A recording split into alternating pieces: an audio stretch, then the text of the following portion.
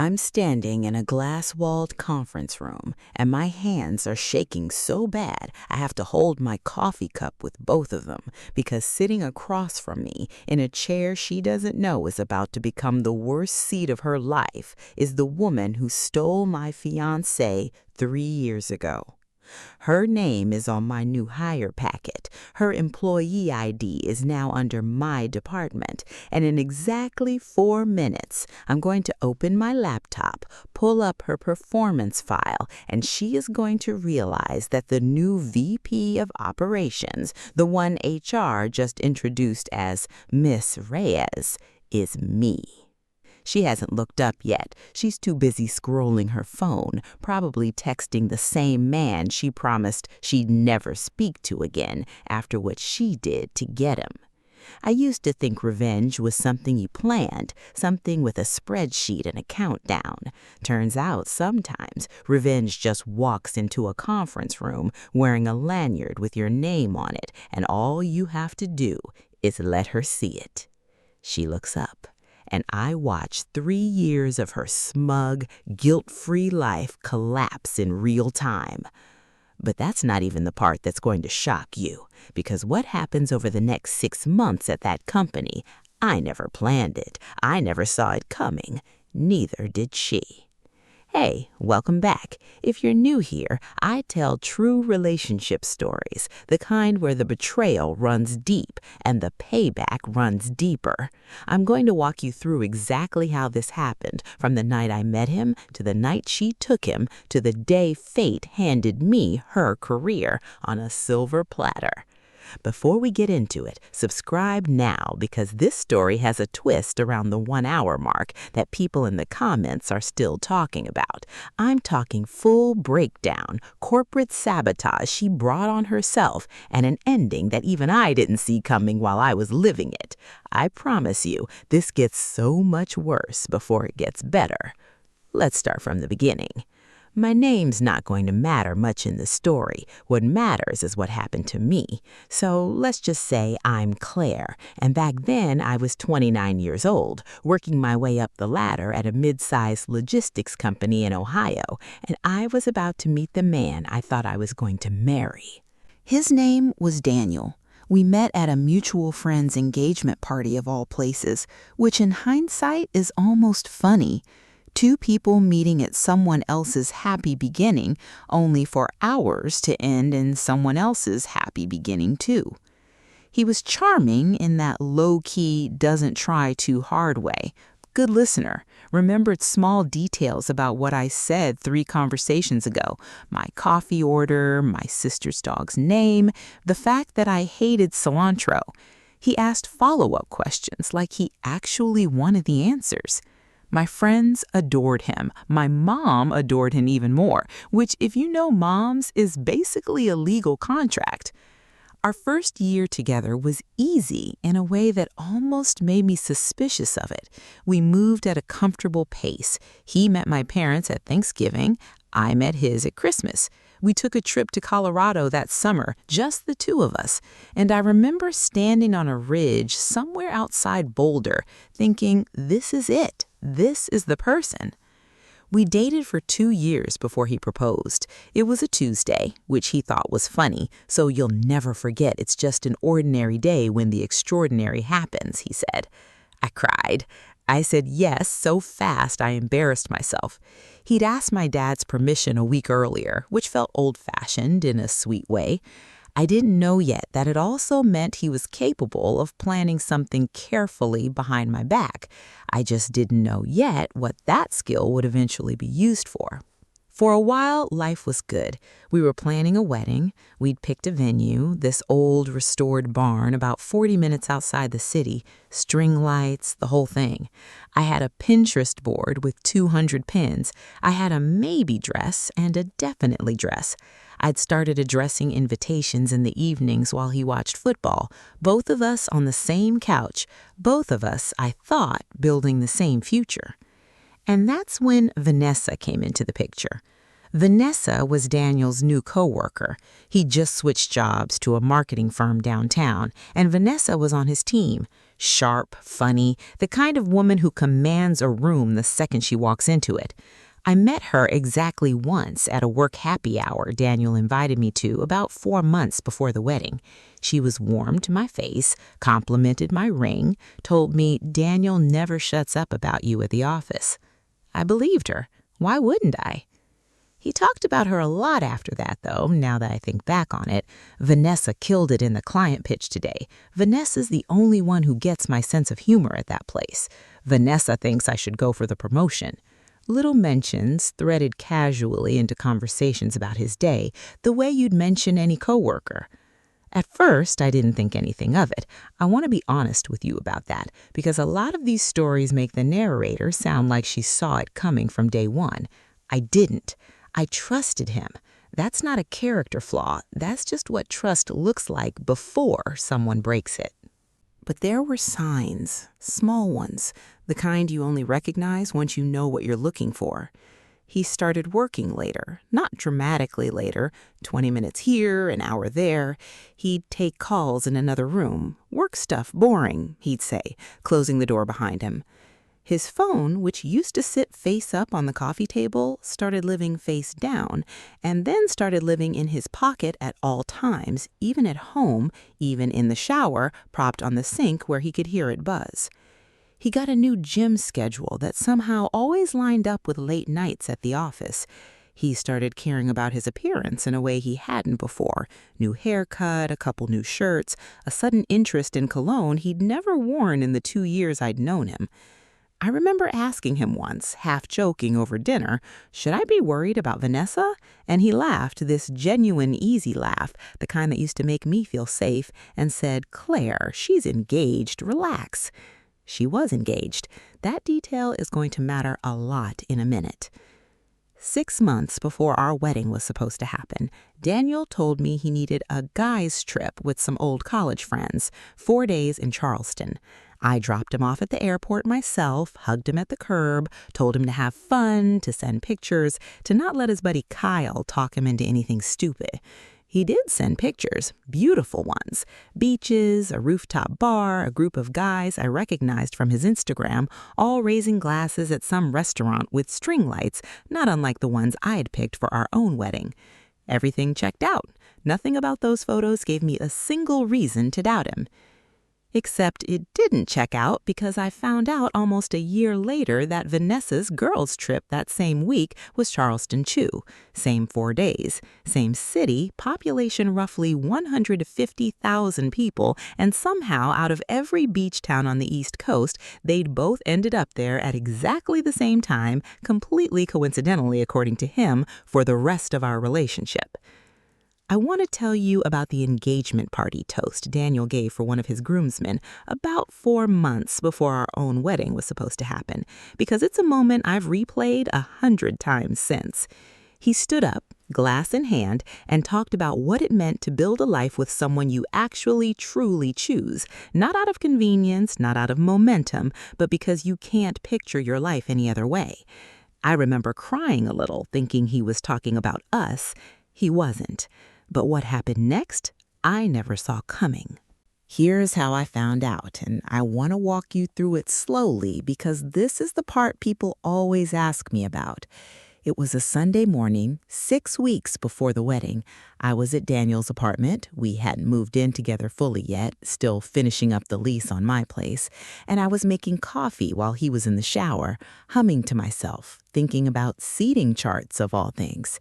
His laptop was open on the counter, still logged into his work Slack. I wasn't snooping. I want to be really clear about that because I know how this sounds. I was just going to close the lid so it wouldn't die before he needed it that afternoon. And that's when I saw a message notification pop up from Vanessa. It said, "Can't stop thinking about last night. We need to tell them soon." I stood there in his kitchen holding a coffee mug and I felt the floor tilt under me. I want you to understand I didn't scream. I didn't throw the mug. I did something worse, something that still makes my stomach turn thinking about it. I sat down at his kitchen table, laptop open in front of me, and I read every single message in that conversation, going back 4 months, while the shower kept running down the hall. It started innocent, work banter, a shared joke about a client, then late night can't sleep messages that had nothing to do with work at all. Then, about 10 weeks in, it stopped being innocent at all and became something I can't fully describe on this channel except to say it left absolutely no room for misinterpretation. I found out Vanessa wasn't just cheating on her fiancé with mine, she'd been the one to initiate it. She told Daniel in a message dated 3 weeks before that she'd always known he was too good for the girl he was marrying, that she'd waited long enough for him to wake up. She knew about me. She knew about the wedding. She knew about the barn with the string lights and the dress I hadn't even picked yet because Daniel had apparently mentioned it to her offhand, complaining once that wedding planning was so much pressure. And she decided none of that mattered because she wanted him, and in her mind, wanting something was the same as deserving it. There was a message from Charleston, time-stamped the exact night he'd sent me that photo of the sunset with the caption, "Wish you were here." Vanessa had written an hour later, "Best trip of my life. Thank you for finally being honest with yourself." I sat there doing the math in my head over and over, like if I recalculated it enough times, the numbers might change. I can't believe this. I remember thinking that exact sentence on a loop. I can't believe this. I can't believe this is my life right now. When Daniel came out of the shower, towel around his waist, still humming some song from the radio, I didn't yell. I just turned the laptop around and slid it across the table toward him. I want to tell you his face didn't even show shame. It showed something worse. Relief. Like some invisible weight had finally been taken off him, like he'd been waiting for me to find out so he wouldn't have to be the one to say it out loud. He told me he never meant for it to happen. He told me Vanessa understood him in a way I never did. He told me, and I remember this word for word because I've replayed it so many times it's practically carved into me, "I think I've just been in love with her since the day I met her, and I've been trying to convince myself I wasn't." 6 weeks before our wedding, and he was telling me he'd been in love with someone else since before he even proposed. I left that apartment and I didn't go back, not even for my toothbrush, not even for the sweater I'd left on his couch 2 weeks earlier. I called every vendor within 48 hours. I lost my deposit on the barn, $4,000 gone, because the contract had a cancellation window I'd blown past by exactly 9 days. I gave the definitely dress to a consignment shop because I couldn't stand to look at it hanging in my closet anymore, couldn't stand the idea of it just sitting there in plastic, waiting for an occasion that no longer existed. And the worst part, the part that made me want to scream into a pillow for a solid month, was watching them go public with it. Vanessa broke off her own engagement 2 weeks later, and within 4 months, she and Daniel were posting pictures together like nothing had happened, like there wasn't a woman on the other side of that relationship who'd had her whole future rearranged without her consent. People congratulated them, co-workers, mutual friends who quietly slid out of my life because it's complicated and they didn't want to pick sides. One of my own bridesmaids liked one of Vanessa's Instagram posts about new beginnings, and I remember staring at that little red heart for a full 10 minutes before I unfollowed her too. I want you to sit with that feeling for a second, because if you've been through anything like this, you know exactly what I mean. It's not just the heartbreak, it's the audience. It's watching the person who wronged you get applause for it, get toasted at a new engagement party a year later, get to walk down an aisle that should have, in some alternate version of my life, been mine. I told myself I'd never think about either of them again. I blocked them everywhere, every app, every platform, even blocked Daniel's mother, which felt petty at the time, but which I do not regret. I moved to a new apartment across town. I threw myself into work, picked up every extra project my manager would give me because it was easier to think about quarterly logistics reports than about what my life was supposed to look like right now. I had no idea that 3 years later, fate was going to hand me the single best coincidence of my entire life. Now, I need to be honest with you about something, because I promised you this story is legally and morally defensible, and it is, but it didn't start as a plan in the traditional sense. It started as an opportunity I almost didn't take. After the breakup, I threw myself into my career the way people do when they need somewhere else to put all that energy. I picked up a certification in supply chain management. I took every stretch project my manager offered, even the ones nobody else wanted. I said yes to a lateral move that meant more travel but faster growth, spending 8 months essentially living out of a suitcase between 3 regional offices. Within 2 years, I'd been promoted twice, first to senior manager, then to director. Somewhere in there, without really noticing it happening, I stopped being the girl whose wedding fell apart and became someone with an actual title, an actual team, an actual reputation for fixing broken processes other people had given up on. Then, about 3 years after the breakup, a recruiter reached out to me on LinkedIn about a VP of operations role at a fast-growing marketing and logistics firm downtown. Different company than Daniel and Vanessa's, but same industry cluster, same city, same 6 degrees of separation professional world that Ohio corporate life tends to be. I almost said no. The commute was rough, the interview process was long, and honestly, I was comfortable where I was. But something told me to say yes to the first call, so I did.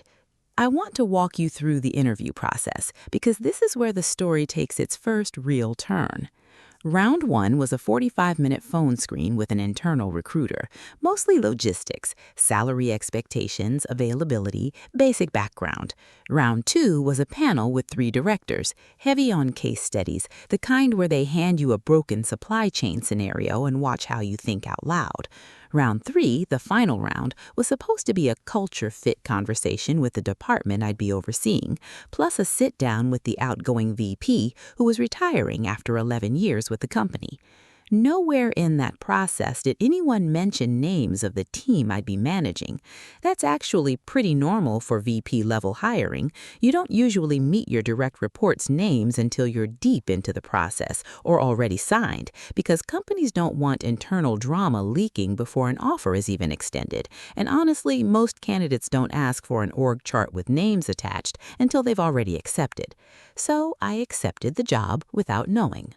My first day, HR walked me through department org charts as part of standard onboarding, and there it was, 3 rows down in a small gray box connected to a dotted line under marketing operations, reporting to VP. Vanessa Reyes, Senior Marketing Operations Manager. I stared at that name for what felt like a full minute. My HR rep, a sweet woman named Priya, asked if everything was okay. I told her I just needed a second, jet lag from a work trip the week before. She had no idea. Nobody in that building had any idea what those 2 words on a screen meant to me. Here's the thing I need you to understand about what happened next, because this is the part that matters most in this whole story. I did not go looking for revenge. I did not manipulate the hiring process. I did not scheme my way into her chain of command. Life did that. I simply chose in that moment not to walk away from an opportunity I had earned just because the universe had decided to be poetic about it. But I did make one decision right there in that HR office, staring at a name on a screen. I decided I would not treat her any differently than I would treat any other direct report. I would be fair, I would be professional, and I would let her performance, good or bad, speak entirely for itself. If you've ever worked in a corporate environment, you already know where this is going, because let her performance speak for itself is a very different sentence when you already suspect what kind of person you're dealing with. I spent my first month reviewing every department under me. That's standard practice for any new VP, by the way. Nothing suspicious about it. Every new executive does a listening tour and documentation audit in their first 90 days. I pulled 6 months of performance reviews, project timelines, client feedback, and anonymous team engagement surveys, the same way I would have for any department in any company at any point in my career. And what I found about Vanessa's team wasn't good. 3 separate anonymous survey responses described her as difficult to work under and takes credit for team wins, deflects blame for team losses. 2 direct reports had filed complaints with HR in the past year, both of which had been resolved through informal conversations rather than formal write-ups, which frankly told me something about how much benefit of the doubt she'd been given up to that point. A major client account had nearly been lost the previous quarter due to a missed deliverable that internal email showed she'd been repeatedly warned about and ignored for almost 3 weeks before it became a crisis. None of this was fabricated. None of this was planted. This was sitting in the system before I ever walked in the door. I want to say that twice because it matters. I did not create this paper trail. I found it the same way any competent new VP would have found it doing basic due diligence. I brought in an ally during this time, my new chief of staff, a guy named Marcus, who I trusted enough within the first 2 weeks to tell the whole backstory to, mostly because I needed someone who could sanity check me. I told him straight up, sitting in his office with the door closed, I need you to watch me closely on this. If I ever treat her unfairly because of our history, tell me immediately. I mean it. Call me out in the moment if you have to. He agreed, and for the next several weeks he did exactly that, flagging when a project assignment might look retaliatory, double-checking that every piece of documented feedback about her was coming from multiple independent sources, not just me. Insisting we loop in HR early rather than letting anything happen behind closed doors where it could later be framed as personal. That's important. Because if this was going to happen, if her career was going to unravel, I needed it to be airtight. I needed it to be undeniable. I needed it to be entirely, 100% her own doing, documented by people who had no idea who I used to be to her. There was a near miss about 5 weeks in. Vanessa requested a one-on-one meeting with me, her first, since she'd mostly avoided direct contact, communicating through her direct manager whenever possible, probably hoping to keep as much distance from me as she could. I remember sitting across from her in my office, watching her cross and uncross her legs, watching her avoid eye contact the way people do when they're bracing for something. For a split second, I almost said something, almost brought up Daniel, almost let 3 years of buried anger spill out onto my very expensive new desk right then and there, no witnesses, no documentation, just raw catharsis. I didn't. Instead, I asked her about a missed deadline on the Hendricks account, the one flagged in the file I'd reviewed. She got defensive immediately, blamed her team, blamed unclear expectations from leadership, blamed everyone except herself, sitting there in a blazer that probably cost more than my first month's rent after the breakup, acting like accountability was a personal insult. That's when I knew this wasn't going to require a plan at all. She was going to do this to herself. All I had to do was stop protecting people from the consequences of their own behavior, which, frankly, is a VP's actual job, and something the outgoing VP, I later learned, had been far too conflict avoidant to ever actually do. But what happened next, I never saw coming. Here's where it gets good, and I mean genuinely, deeply satisfying, the kind of satisfying that took me 3 years of quiet healing to actually feel without guilt. About 2 months into my new role, the Hendricks account, the client Vanessa's team had nearly lost the previous quarter, came up for renewal. This was a 7-figure account, the kind of account that gets your name mentioned in leadership meetings, for better or worse, the kind that can define a quarter, a promotion cycle, an entire career trajectory inside a company like ours. Vanessa was the lead on the renewal pitch. She'd asked for it specifically over the objections of her own manager, who quietly told me in a hallway conversation that he had concerns about giving her another shot at a client relationship she'd already nearly damaged. I let her have it anyway, not out of spite, because taking it away preemptively would have been exactly the kind of unfair, retaliatory move I'd promised myself and Marcus I wouldn't make. I want you to really sit with what happened next, because this is the moment. 2 days before the pitch, one of Vanessa's own direct reports, a junior analyst named Priyanka, who had zero idea about my history with Vanessa, zero idea that I even knew who Daniel was, came to me privately, nervous, clearly having debated for a while whether it was worth the career risks to say anything at all. She told me Vanessa had taken her entire strategy deck, the one Priyanka had built from scratch, over 3 weeks, working late nights and weekends, stripped Priyanka's name off it, and was planning to present it to the client the next day as her own. Priyanka had the original files with timestamps. She had her own working drafts, saved with version history showing her building the deck slide by slide over 18 days. She had Slack messages where Vanessa had explicitly told her, "Don't worry about presenting. I've got this one," in a tone Priyanka said felt more like a warning than reassurance. I told Priyanka the same thing I want every person watching this to hear. Come forward with the truth and you will be protected. That's not revenge talking. That's just what a decent manager should say to anyone in that position, whether Vanessa's name had ever meant anything to me at all.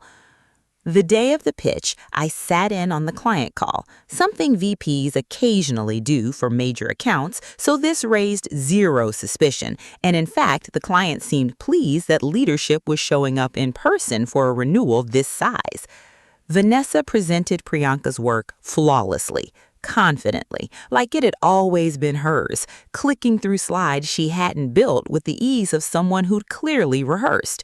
And right at the end, the client's procurement director asked a simple routine question, the kind that gets asked at nearly every pitch like this. "Who else worked on this deck with you? We'd like to know the full team behind our accounts in case we need to loop anyone in going forward." Vanessa hesitated. Just for a second, a half second really, but I saw it. Then she said, "I put this together myself, actually."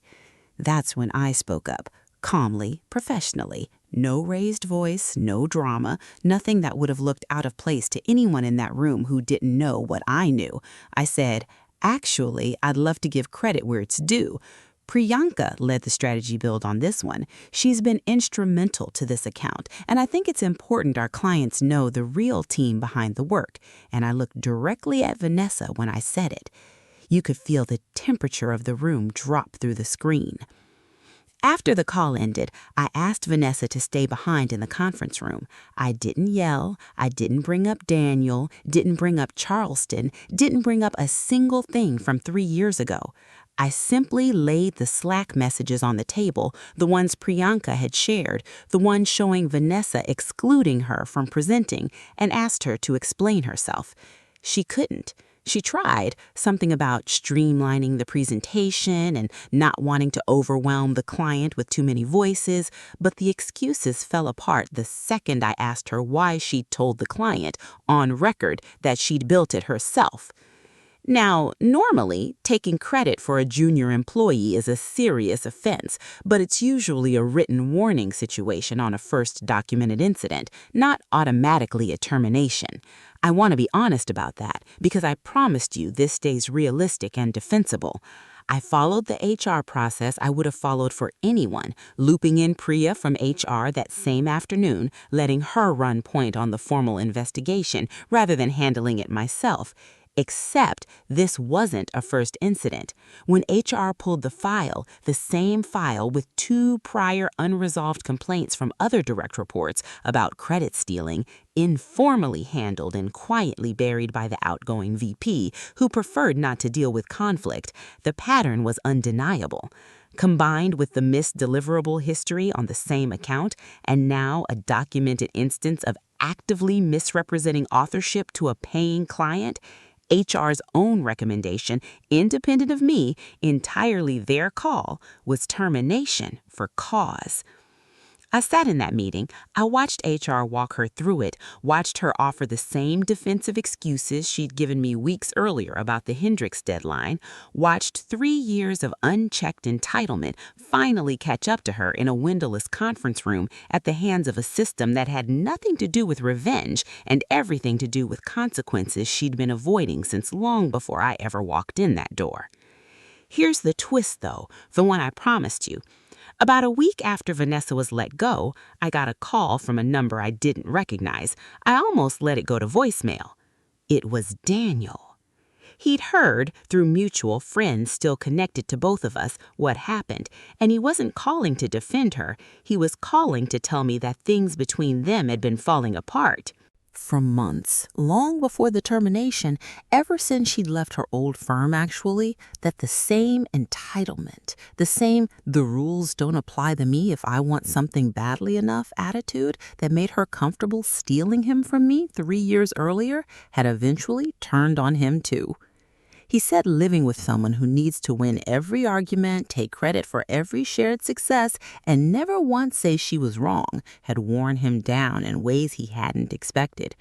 Turns out, loyalty built on betrayal doesn't hold up long term. Who knew? He actually had the nerve to ask if we could catch up sometime. I told him, kindly but firmly, that the version of me who would have said yes to that doesn't exist anymore. That woman got left at a kitchen table 3 years ago, and the one who replaced her built an entire career instead of waiting around for an apology that was never coming. I hung up the phone, and for the first time in 3 years, I felt something settle in my chest that I hadn't felt since before Charleston. Peace. I've thought a lot about why this story stuck with me the way it did, and I think it's because it proves something I didn't believe for a long time after the breakup, that you don't actually have to chase revenge for the universe to eventually balance the scale.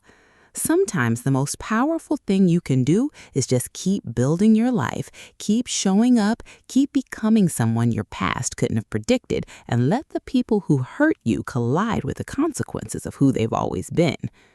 I never sabotaged Vanessa. I never had to.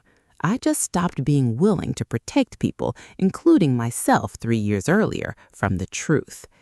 If there's one thing I want you to take from this, it's that your comeback doesn't need to be loud. It doesn't need a plan. Sometimes it just needs you to keep walking forward long enough for karma to catch up.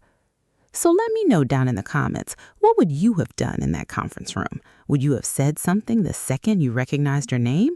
Or would you have played it as cool as I did? If this story hit home for you, hit subscribe. I've got stories like this every single week, and trust me, some of them get even wilder than this one. Thanks for sitting with me through this one. I'll see you in the next story.